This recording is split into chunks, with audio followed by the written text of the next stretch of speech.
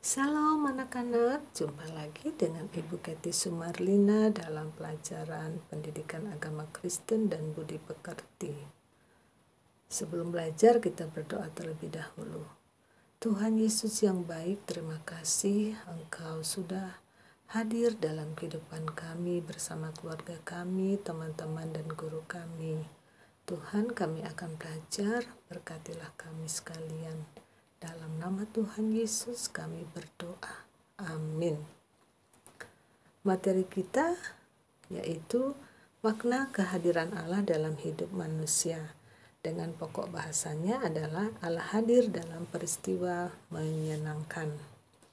Nah, adapun materi atau tujuan belajar kita yang pertama yaitu mengimani bahwa kehadiran Allah memberkati semua peristiwa kehidupan.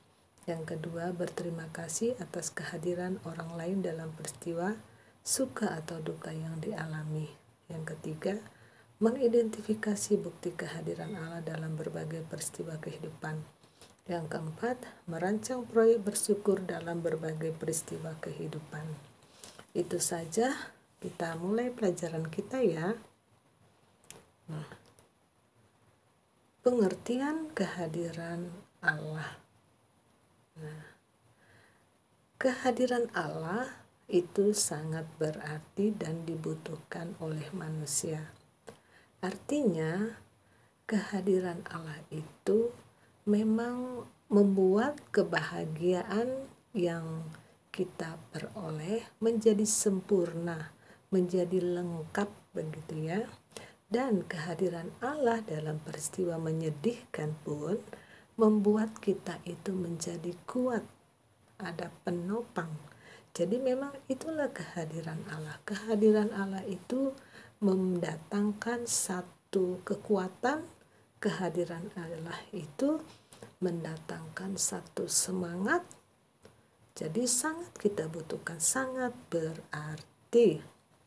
Nah, kehadiran Allah itu tidak dapat kita lihat dengan mata. Kadang-kadang Allah hadir dalam hidup kita melalui orang lain, melalui nasihatnya, melalui firman Tuhan juga, melalui hamba-hamba Tuhan juga, dan melalui banyak yang terjadi ya. Jadi di dalam Tuhan itu, di dalam segala peristiwa kehidupan kita, Allah itu hadir. Tidak ada yang kebetulan ya. Nah, kehadiran Allah itu adalah inisiatif Allah. Baik itu peristiwa menyedihkan, peristiwa menyenangkan, Allah yang merencanakannya. Allah yang memberikan dirinya sendiri untuk datang kepada manusia ya. Jadi memang segala sesuatunya itu Tuhan rancang, Tuhan rencanakan semuanya untuk menyatakan bahwa Allah itu sebenarnya ada ya. Tuhan itu sebenarnya hidup di dalam kehidupan manusia, terlebih di dalam kehidupan umat Tuhan. Jadi, nah, makna kehadiran Allah ada beberapa. Yang pertama, membuktikan bahwa Allah itu mengasihi manusia. Ya, saat kita bersedih, saat kita pun bersuka cita, kita tahu bahwa kita itu tanpa Tuhan tidak berarti ya. Semua kita bisa berhasil. Saat peristiwa menyenangkan, kita tahu bahwa keberhasilan kita itu karena kasih Tuhan. Dan di dalam peristiwa menyedihkan, saat kita sedih pun, Tuhan itu menyatakan kasih-Nya dengan memberikan kekuatan. Ya, itu namanya bukti kasih Allah. Yang kedua, mendatangkan sukacita. Nah, kehadiran Allah dalam kehidupan manusia itu memberikan manusia semangat, menunjukkan bahwa Allah itu pencipta yang hebat ya. Allah itu dekat dengan manusia. Allah itu adalah penasehat bagi manusia, ya. Jadi mendatangkan sukacita. Yang ketiga, mempererat persaudaraan.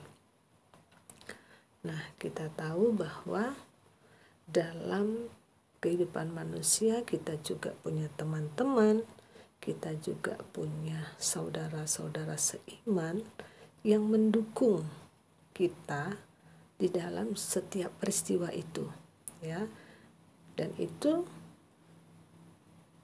Allah hadir bisa melalui teman-teman itu, melalui teman-teman di gereja, teman-teman di lingkungan, nah teman-teman di organisasi-organisasi, dan semuanya itu jadi mempererat, ya, persaudaraan. Yang keempat, mengajarkan manusia untuk bersyukur. Nah, dalam peristiwa menyenangkan misalnya,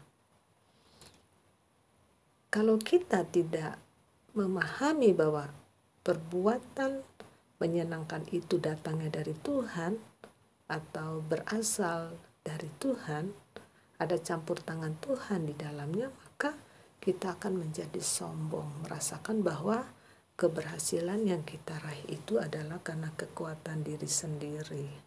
Nah, jadi tidak benar, ya. Jadi kehadiran Allah, rencana Allah dalam peristiwa menyenangkan itu pun, ya, mengajar kita untuk bersyukur. Yang kelima yaitu untuk berpengharapan kepada Tuhan. Ya, di dalam setiap peristiwa kita sadar bahwa Allah hadir itu memberikan kekuatan, memberikan kita satu harapan, menjadikan kita tidak putus asa, ya, dalam peristiwa-peristiwa yang menyedihkan misalnya, ya. Kita lanjutkan kehadiran atau bukti kehadiran Allah. Nah, bukti kehadiran Allah yang pertama, Allah memberikan pertumbuhan. Misalnya dalam peristiwa ulang tahun. Nah, dalam peristiwa ulang tahun kita melihat bahwa tidak terasa 1 tahun umurmu sudah bertambah, tinggimu sudah bertambah, berat badanmu sudah bertambah, usiamu bertambah, cara berpikirmu juga berkembang. Nah, itu karena Allah yang memberikan pertumbuhan. Itu bukti, ya. Kemudian yang kedua, Allah memberikan keberhasilan. Nah, dalam peristiwa menyenangkan ini, kehadiran Allah sungguh nyata. Misalnya naik kelas, nah kita berhasil, kita bisa tersenyum, bisa bersorak, menang lomba misalnya, ya, kita bisa bergembira, kita bisa melompat-lompat misalnya. Itu karena Tuhan yang memberikan keberhasilan. Yang ketiga, Allah memberikan kepandaian. Nah, kamu bisa belajar itu karena kita dibekali dengan akal budi. Kita bisa menjawab pertanyaan-pertanyaan, kita bisa berpikir, bisa membaca, bisa menulis. Itu karena Tuhan yang memberikan kepandaian. Kemudian Tuhan memberikan kesembuhan. Nah, saat ini kita sehat, dapat beraktivitas, kita bisa berlari ke sana kemari. Itu Tuhan yang memberikan kesembuhan. Jadi saat sakit apalagi Tuhan sembuhkan, jadi kita kembali sehat. Nah, sekarang kita belajar dari Alkitab bahwa Allah hadir di dalam kehidupan bangsa Israel. Ya, kehadiran Allah dalam kehidupan bangsa Israel. Kita lihat di sini bahwa Tuhan itu hadir dalam peristiwa menyenangkan. Bangsa Israel dengan cara Tuhan hadir dalam kehidupan bangsa itu, Dia mengutus hambanya Yusuf untuk menyelamatkan bangsa Israel dari bahaya kelaparan. Nah, kan? Kemudian saat bangsa Israel ada di perbudakan Mesir dalam tindasan orang-orang Mesir, saat itu Raja Firaun, nah mereka itu tersiksa dan mereka harus bekerja sangat berat sehingga mereka tertekan, dan saat mereka berteriak memohon pertolongan Tuhan, mereka dibebaskan dari perbudakan. Nah, Allah hadir itu sangat nyata, anak-anak ya. Di sini kita lihat di dalam Alkitab bahwa bangsa Israel yang dipimpin Firaun itu sangat keras, tidak membebaskan mereka untuk keluar dari tanah Mesir. Lalu Tuhan mendatangkan tulah, ya, 10 tulah. Ya, orang-orang Firaun, orang-orang Mesir itu dihukum oleh Tuhan dengan 10 tulah. Nah, pada tulah yang ke-10 itu, di mana anak-anak sulung bangsa Mesir itu mati, barulah Firaun mengizinkan bangsa Israel pergi keluar dari tanah Mesir menuju tanah Kanaan. Tetapi dalam perjalanannya, kemudian bangsa Israel dikejar oleh pasukan Firaun itu.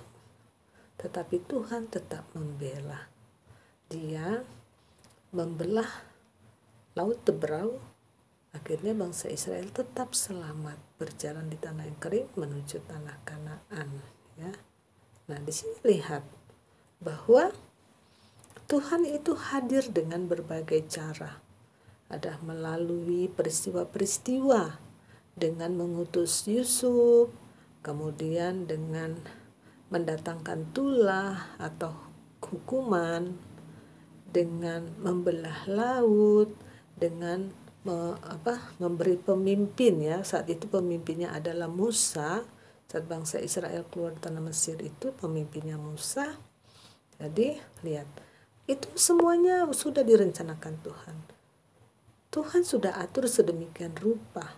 Jadi Allah hadir dalam kehidupan bangsa Israel dalam peristiwa menyenangkan ini, bukan dalam rupa Allah, bukannya, tapi melalui orang-orang, melalui pemimpin, melalui peristiwa-peristiwa, mujizat-mujizat, ya.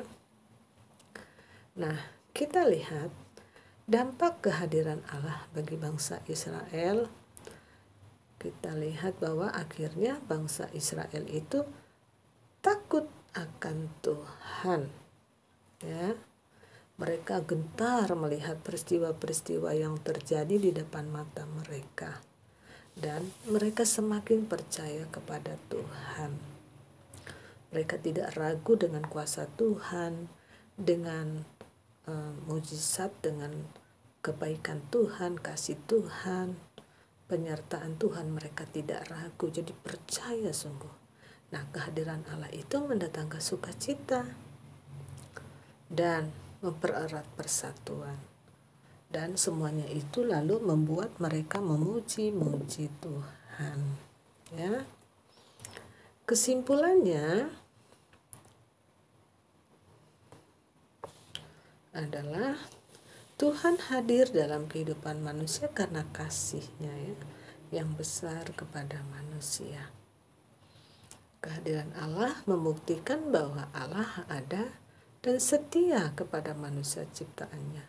Jadi bahwa Tuhan itu bertanggung jawab dalam kehidupan manusia, baik dalam peristiwa menyenangkan dan juga peristiwa tidak menyenangkan. Jadi semuanya harus senantiasa memahami bahwa sesungguhnya kita tidak sendirian. Tuhan hadir dalam kehidupan kita, ya. Baik anak-anak, demikianlah pelajaran kita. Kita